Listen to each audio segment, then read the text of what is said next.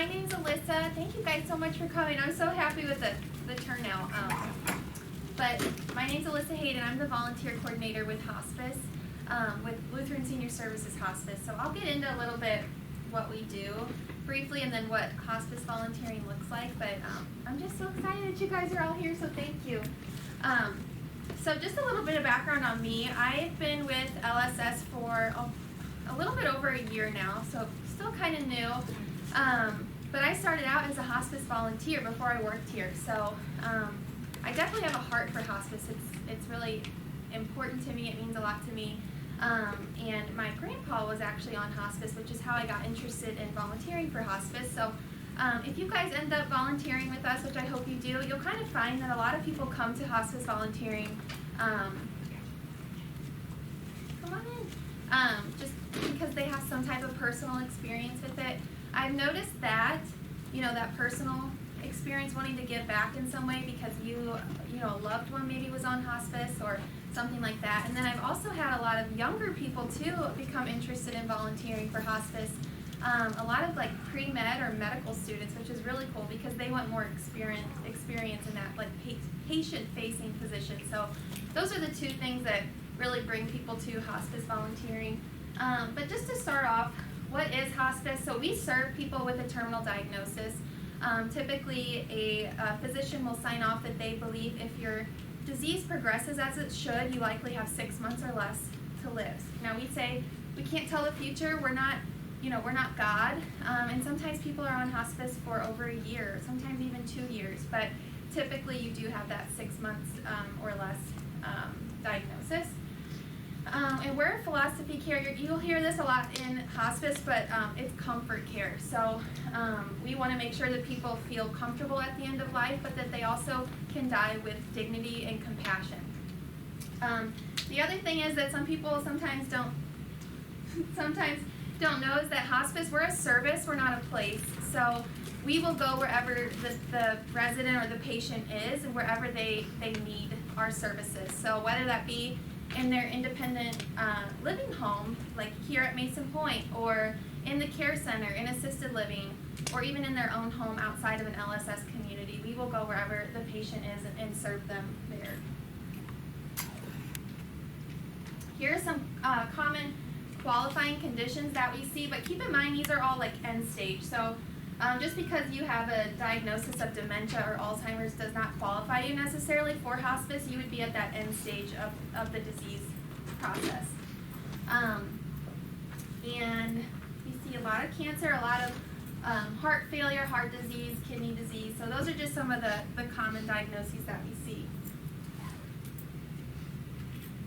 Hospice, our team. So we are not just made up of nurses. I do not have a medical background at all. My degree was in psychology and philosophy, so totally not medical, but that's what makes our team so great. We're an interdisciplinary team. So we have our medical director, we have our nurses, and our licensed practical nurses. We have 2 social workers who see all of our patients, and then we have our aides. So they're doing the showers, the bath, all of that personal care they take care of. We have 1 chaplain now, Chaplain Dwight. He goes around to all of our communities, so maybe one of you guys may have seen him before. And then we have our volunteers. So that's my job, to manage our volunteer program. It's actually required by Medicare that all hospices have a volunteer program. So not only are volunteers a great addition to our team, but they're necessary too. And then we have our bereavement coordinator. I guess some people are familiar with her, but her name is Gayla, and she follows families for 13 months after their loved one passes away and just provides grief support to them, whether that be grief support groups. She does check-in phone calls. She does grief support mailings. So she just ensures that. Oh, yeah, she has a support group here. Right. Yeah. Yes, I heard about that. So she has a few different support groups, and I know I just hear amazing things about her. I actually work out of the home office, and I sit right next to her, and I hear her on the phone all day long, and she's amazing what she does. But as you can see, we're not all medical, but we all make up our interdisciplinary team, and I'll get into what you would be doing as a volunteer. Question? Yep. What's a resisted nurse? Did I have a typo there? Well, that's totally a typo. That should be registered nurse. Oh. I'm so sorry. Thank you for that one. check. And that's funny because like an hour before I came here, I went through each slide again, and I was like, no, looks good. But obviously I missed that, so thank you for catching that. Briefly going over this too, we do have a palliative care program. I'm not a part of that program, but it's a little bit newer, so LSS does have a palliative care program, but the main difference here, hospice care is a type of palliative care, so palliative is comfort care as well. The main difference is that with palliative care, you can still pursue aggressive disease treatment and pain management, whereas with hospice care, it's just pain management. So you're saying, I don't want to go to the hospital anymore. If you have a cancer diagnosis, maybe you don't want chemotherapy anymore. You just want to be kept comfortable. So those are the main differences there. Okay, so now the most important part for you guys, what would you do as a hospice volunteer? We have two types of volunteers. So direct patient care, and just to let you guys know, we have about 35 volunteers. So most of them are doing this direct patient care, which is, I think, is what most of you might be interested in. So that's actually visiting with our patients. You're going into their room, whether they be in the care center or assisted living or wherever they are, and you're providing that level of companionship to them that they're not necessarily, maybe they're not getting. Even if they have family members that are visiting, maybe the family members work full time and they can only be here once a week, so you're kind of filling in that gap and just really being an extra level of companionship and emotional support for them. But we have some volunteers who want to give back in some way, but maybe they don't want to necessarily visit with our patients, because I will say it's hard. Being a hospice volunteer it can be emotionally difficult, and I just like to put that out there because sometimes it sounds like something you might like to do, but when you get in, front of a patient who is, nearing the end of life, it can be a little bit tough. But we do a training, and I, kind of walk you through how to deal with all of that stuff. But nevertheless, if you maybe were interested in giving back in some way, but you didn't want to necessarily be in front of a patient, we have volunteers who come into the office and help with paperwork. We have a volunteer, she delivers birthday balloons every month. I give her a list of our patients' birthdays, and she'll go out and deliver birthday balloons. My mom is actually one of our volunteers, and she calls patients who are in their home every Thursday morning, and she just checks in and sees if they need any medication or supplies for the weekend to kind of help with that on-call over the weekend, limiting needs there. And then Veterans Day obviously was this past Monday, so I had a group of volunteers go out with me. We were out all day, all over the St. Louis, St. Charles area, delivering cupcakes and veterans pins and thank you cards to all of our hospice patients who are veterans. So that's another way that you could serve. I know. So going a little bit more into direct volunteering, you would essentially be assigned to one specific patient, or if you have the time, maybe more than one. And what you would do is just visit them at a time that's most convenient for you. So once you get set up as a hospice volunteer, it's super flexible. It's up to you if you want to visit. Maybe Thursday mornings work best for you, or a Saturday afternoon. It's really flexible in terms of scheduling. Talking with them about their life, their family. Maybe they like to play a certain card game. You could go and play that card game with them once a week. And I'll be honest, some of them are not able to hold conversation at this point in their disease, journey. So there's still ways that you can give back, praying with them, or if they're maybe non-religious, reading to them, reading a magazine or a poem. There are just so many other things that you can do that's not having a conversation, but you're still being there as an extra level of comfort for them. A lot of people on hospice who can no longer speak really do love music. So I don't know if you guys have smartphones of any kind, but we would talk through in training how to, get out your smartphone and maybe play a type of music that they might enjoy. But I will say, even just sitting with them for half an hour and holding their hand can can do wonders for them. So even if they're not able to verbalize to you that it means a lot to them, I can promise you that you'd be doing a lot of good for them.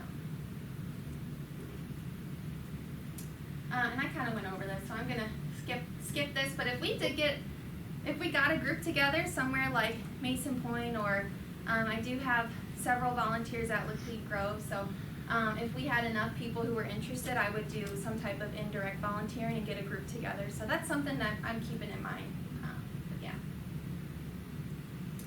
And I kind of touched on this too, but basically there's a gap between what our staff, our hospice staff, can do and what our patients need. So like I said, that extra level of companionship.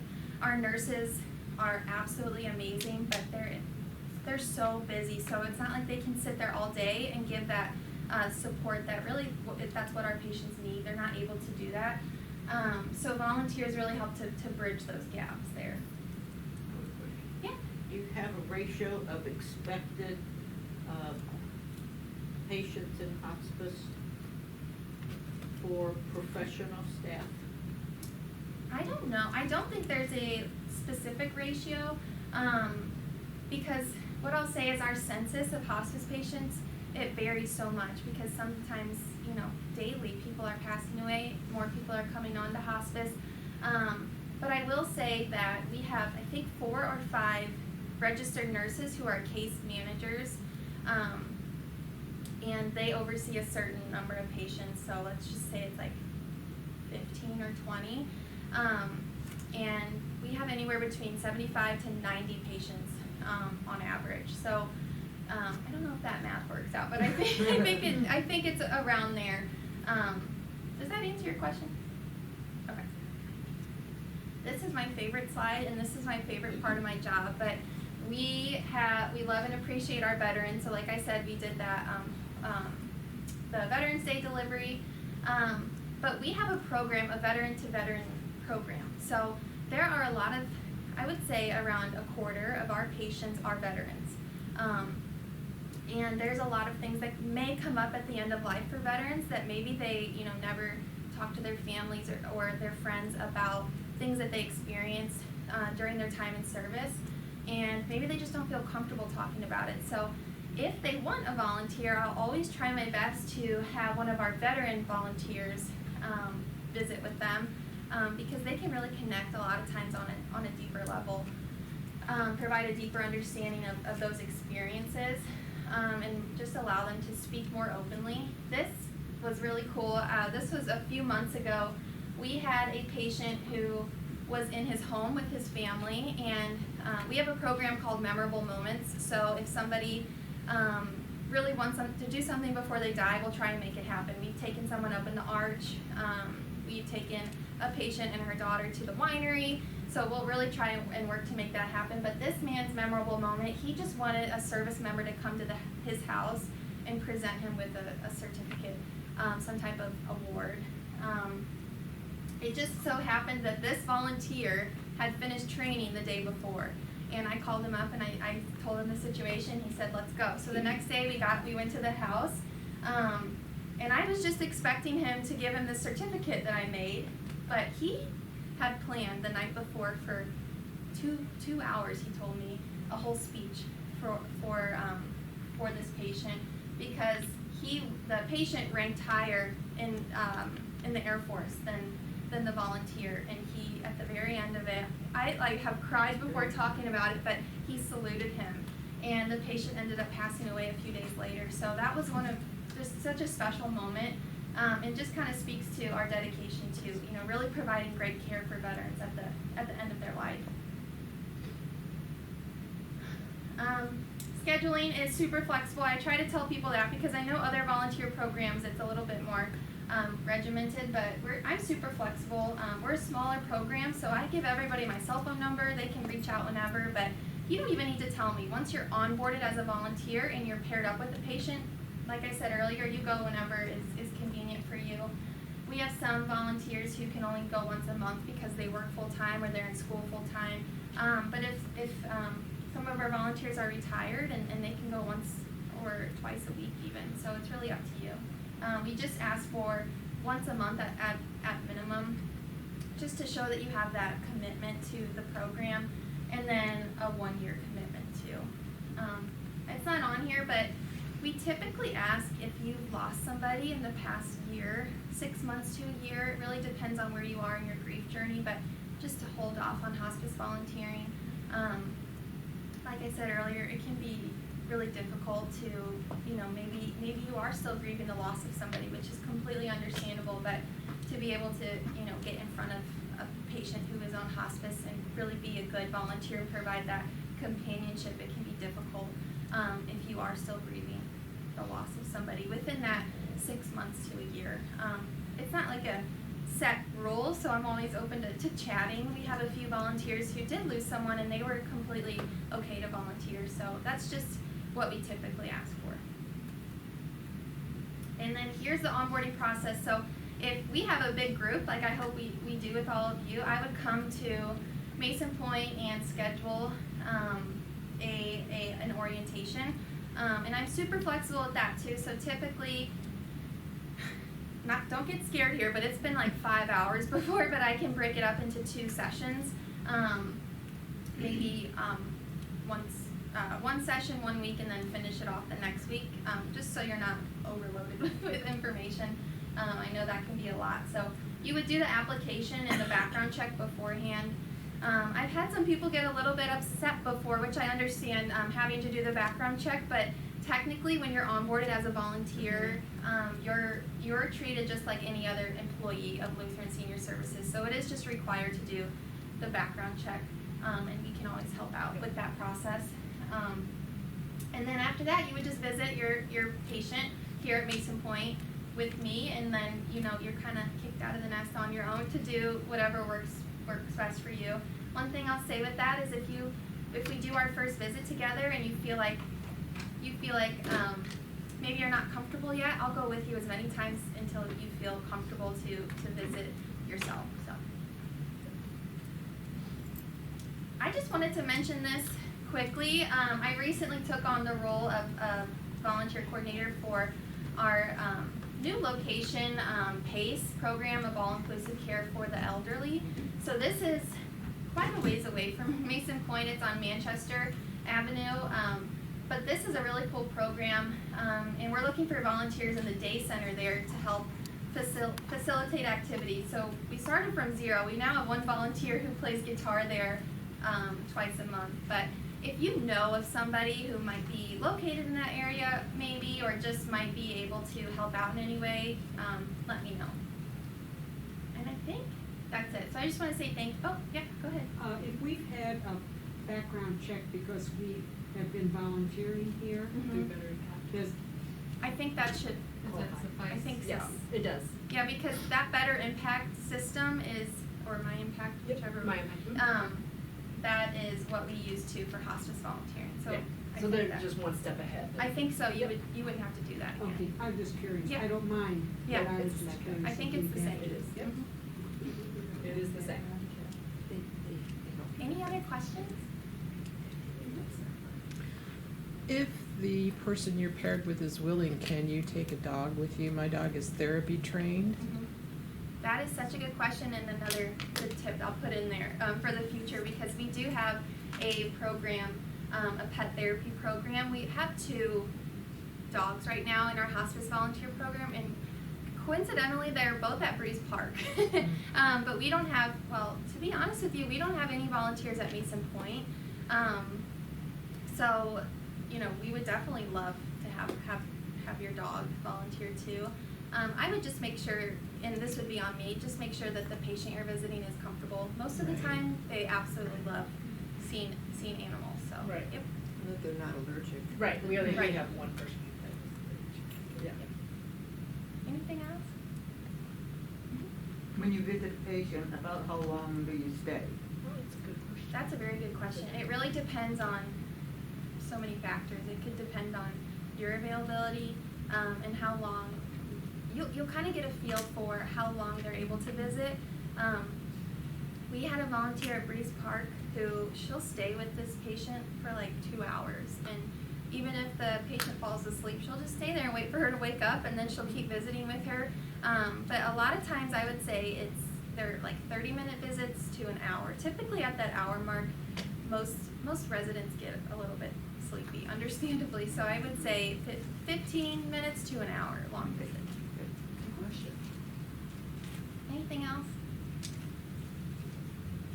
Well, I do have my number up here, but I also have a few business cards. I forgot some of my material, but I'll send it to you to send out, and then hopefully, if you guys want to volunteer, we can work on getting a group together and doing that training. So Yeah. yeah, awesome. Give Alyssa a hand. Thank Well, you for thank coming you. out. I love the turnout. This is so Yeah. awesome. And just to let you guys know too, with the application and the background check and then scheduling and orientation, it can take like a month to 6 weeks to fully get started. But you know, if we just keep it moving, we could probably get it going faster than that. So Yeah, that makes me feel better, because some of them are, have experienced, like Diane Sinclair came here, Oh, and she she gave a came here. presentation. Okay. It was a little overwhelming, well, because you know, It's when a you go lot. to the volunteer, what we've gone through, she came and kind of presented it that way, Yeah. and it was just a lot. well, So- I will tell you guys, we do use that system, Better Impact, to record your volunteer hours under hospice. But I'm not like a stickler for it. If you ever can't figure it out, just give me a call. People give me a call and log their volunteer hours all the time. Yeah, So, like I think the most important thing is that somehow I'm being notified that you're volunteering, because your hours are really important. Yes, so you can email the hours, which we've done in the past, and she can log them, but yeah, we'll get you guys. But we'll try to do the system first.